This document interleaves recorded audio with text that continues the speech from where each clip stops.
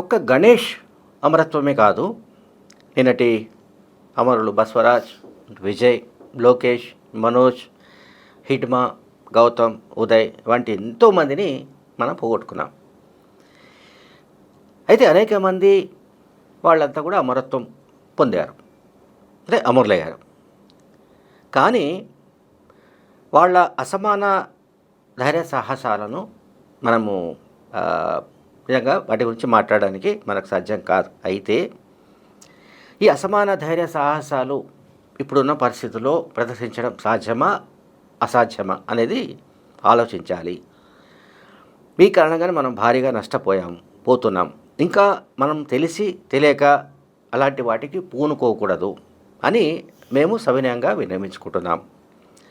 విప్లవోద్యమ నష్టాలపై ఎంతైనా సరే సిద్ధాంత చర్చలు తర్వాత చేసుకోవచ్చు. కానీ ఇప్పుడు మన ముందున్న కర్తవ్యం ఏంటంటే ఉద్యమ సహచరులను కాపాడుకుందాం. ప్రతి అమరుడి కుటుంబం అదే కోరుకుంటుంది, అంటే ప్రతి విప్లవకారుడి కుటుంబం అదే కోరుకుంటుంది. తమ బిడ్డల ఏ తల్లి బిడ్డ కూడా తమ కళ్ళ ముందు విగత జీవిగా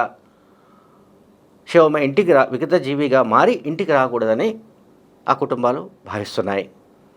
బిడ్డలను కోల్పోయిన వాళ్లకు, అనేక పరిమితుల మధ్య పనిచేసే వాళ్లకు ఈ క్షోభ అర్థం కాకపోవచ్చు.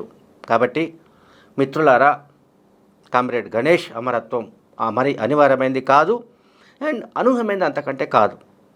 సాయుధంగా మిగిలిన ఏ ఒక్కరు కూడా మిగిలినంతటి తీవ్ర సంక్షోభంలో ఇప్పుడు పార్టీ ఉంది. అయితే విప్లవోద్యమాన్ని కాపాడుకోవడానికి మిగిలిన విప్లవకారులు అనవసరమైన నష్టాలకు బలి కాకూడదని అనుకుంటున్నాము. వాళ్ళను నిలుపుకుందామని ఇప్పుడు మనం శపథం చేయాలి. ఆలస్యం చేయకుండా మిగిలిన వాళ్ళు ఎవరైనా విప్లవోద్యమం మిగిలి ఉంటే వాళ్ళందరికీ కూడా మన మధ్యకు వచ్చే విధంగా ఆహ్వానిద్దాం. ఇదే గణేష్కు మనం అర్పించే నిజమైన నివాళి. కడుపు కోతకు గురైన తల్లులకు నిజమైన ఊరట. ఏ గ్రామానికి ఇక ఇట్లా విప్లవోద్యమం నుంచి పార్థివ శరీరాలు రావనే హామీని మనం ఇవ్వాలి అంటూ గణేష్ ఉద్యమ సహచరులు పేరిట ఒక లేఖ విడుదలైంది.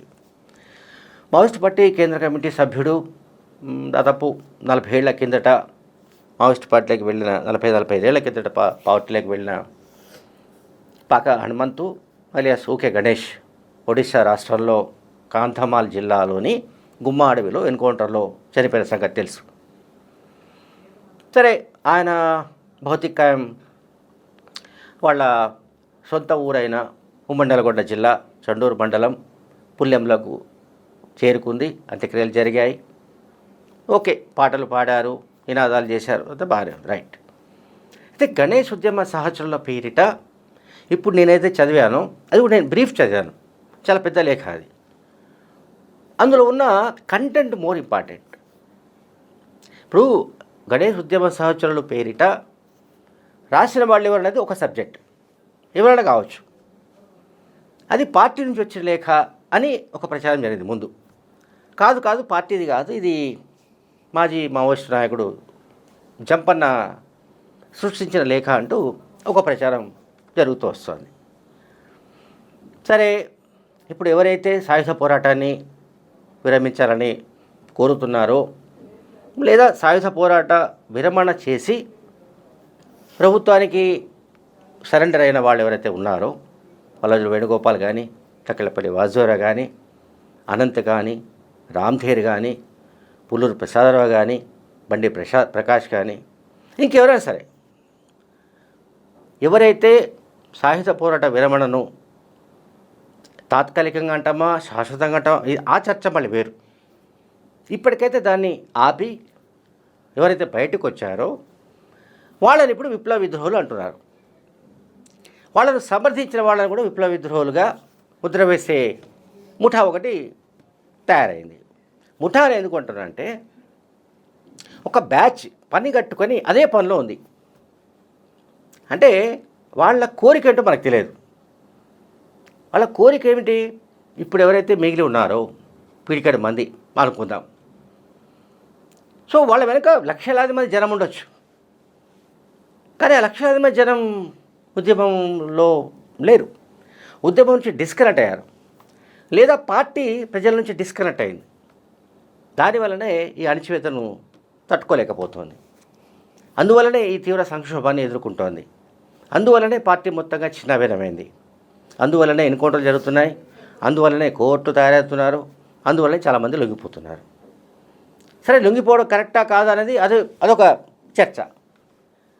కానీ విప్లవోద్యమంలో ఉన్నవాళ్ళు ఎంతమంది ఉన్నా సరే, వాళ్ళ పార్థివ దేవాలు వాళ్ళ ఇంటికి రాకుండా ఉండే విధమైన ఒక ఏమంటాం, వాళ్ళను మనలోకి వచ్చే విధంగా ఆహ్వానిద్దాం, వాళ్ళను రమ్మందాం. ఇప్పుడు ప్రాణాలు ఎట్లాగూ పోతాయని తెలుసు. ఆ పార్టీలో చేరిన తర్వాత ప్రాణాలు అనేవి పెద్ద లెక్క కాకపోవచ్చు వాళ్ళకు, విప్లవకారులకు, విప్లవోద్యమంలో ఉన్న వాళ్ళకు, మావోయిస్ట్ పార్టీ క్యాడర్కు. కానీ ఇప్పుడు అనివార్యమైనది వేరు, అనవసరమైనది వేరు. ఇక్కడ పాక హనుమంతుకు సంబంధించిన ఇన్సిడెంట్లో జంపన్న కావచ్చు, మరికొంతమంది కానీ చేస్తున్న ఆర్గ్యుమెంట్ ఏంటంటే, ఇది అనవసరమైన త్యాగం. ఇది అంటే నివారించదగిన త్యాగం. అంటే ప్రాణం పోగొట్టుకోకుండా ఉండగలిగిన పరిస్థితులు ఉన్నాయి. కానీ దీన్ని ఇక్కడున్న ఒక ముఠ, లేకుంటే విప్లవోద్యమం పేరిట విప్లవోద్యమానికి తామే కర్త కర్మ క్రియ అన్నట్టుగా మాట్లాడుతున్న వ్యక్తులు, వాళ్ళు చేస్తున్న పని ఏంటంటే, వీళ్ళెవరూ రావడానికి వీల్లేదు. అందువల్లనే పాక హనుమంతు అంత్యక్రియల సందర్భంగా విడుదలైన లేఖను కాంట్రడిక్ట్ చేస్తూ, ఇది రాజ్యం చేసిన కుట్ర, రాజ్యం కుట్రతోటే ఇటువంటి ప్రకటన ఒకటి విడుదలైంది. సో కామ్రేడ్ పాక హనుమంతు అంత్యక్రియల సందర్భంగా విషం చిమ్మడానికి విప్లవ విద్రోహులు ఈ రకంగా ప్రకటనలు విడుదల చేస్తున్నారు. తర్వాత సాయుధ పోరాట బావుట సమున్నతంగా నిలపాలనుకునే వారిపై నింద మోపుతున్నారు. సాయుధ పోరాట బావుట సమున్నతంగా నిలపాలనుకునే వారిపై నిందలు మోపుతున్నారని సోషల్ మీడియాలో కొంతమంది పోస్టు పెడుతున్నారు. ఈ పోస్టులు పెట్టేవాళ్ళు, నేను చెప్తున్న ముఠ, వీళ్ళెవరు కూడా ప్రాక్టికల్గా ఆ పార్టీలో క్షేత్రస్థాయికి వెళ్ళి పోరాడిన వాళ్ళు కాదు, తుపాకీ పట్టిన వాళ్ళు కాదు. తుపాకీ పట్టిన వాళ్ళు, సాయుధ పోరాటం చేస్తున్న వాళ్ళు, విప్లవోద్యమంలో ఉన్నవాళ్ళు, దశాబ్దాల తరబడి అనేక కష్ట నష్టాలను ఓర్చుకుంటున్న వాళ్ళు, ప్రాణాలకు తెగించి పోరాడుతున్న వాళ్ళు, ఇంకా ఏ క్షణమైన ప్రాణం పోతుందేమో, ఎప్పుడైనా ఎన్కౌంటర్ జరగవచ్చు అని అనుకుంటున్న వాళ్ళు చాలా కొద్ది మంది మాత్రం ఇప్పుడు విప్లవోద్యమంలో మిగిలినట్టుగా మనందరికీ తెలుస్తుంది. అయితే వాళ్ళెవరు కూడా ఈ సాయుధ పోరాట విరమణ అనే దారిలోకి రాకుండా వాళ్ళు సాయుధ పోరాటం కొనసాగించవలసిందే. మరి వాళ్ళు సాయుధ పోరాటం కొనసాగించకపోతే, వాళ్ళు కనుక తుపాకులు వదిలేస్తే, మరి ఇంతకాలం జరిగిన ఉద్యమానికి మరి దానికి సంబంధించింది దాన్ని ఎట్లా సమర్థించుకోవాలి? ఇంతవరకు ఎవరైతే ప్రాణాలు కోల్పోయారో వాళ్ళ త్యాగాలకు ఏమైనా అర్థం ఉందా? అంటే వాళ్ళ త్యాగాలను ఇప్పుడు ఈ లొంగిపోయిన వాళ్ళు చులకన చేసినట్లు కాదా అనే ఆర్గ్యుమెంట్ను ఈ ముఠ తీసుకొస్తుంది. ఇప్పుడు ఇది అంటే జంపన్న అయినా, లొంగిపోయిన వాళ్ళైనా, ఇప్పుడు రీసెంట్గా లొంగిపోయిన వాళ్ళైనా, వాళ్ళంతా మాట్లాడుతుంది ఒకటే, ప్రస్తుత పరిస్థితుల్లో సాయుధ పోరాటం అనేది ఒక ఫెయిల్యూర్ ఎక్స్పెరిమెంట్ కనుక ఇది మన ఇండియన్ కాంటెక్స్ట్లో అది మ్యాచ్ కావడం లేదు, ఇంకేదైనా కొత్త పంథాలో మనం పోరాడాలి అని వాళ్ళు మాట్లాడుతున్నారు. లేదు మీరు సాయుధ పోరాటం కొనసాగించవలసిందే, తుపాకీ గుట్ట ద్వారా రాజ్యాధికారం వస్తుందని ఒక బ్యాచ్ పెద్ద ఎత్తున క్యాంపెయిన్ చేస్తుంది. సో ఈ రెండు బ్యాచెస్ మధ్య ఒక ఘర్షణ సాగుతున్నట్టుగా మనకు సోషల్ మీడియాలో జరుగుతున్న పోస్టుల ద్వారా మనకు అర్థమవుతోంది. Thank you very much.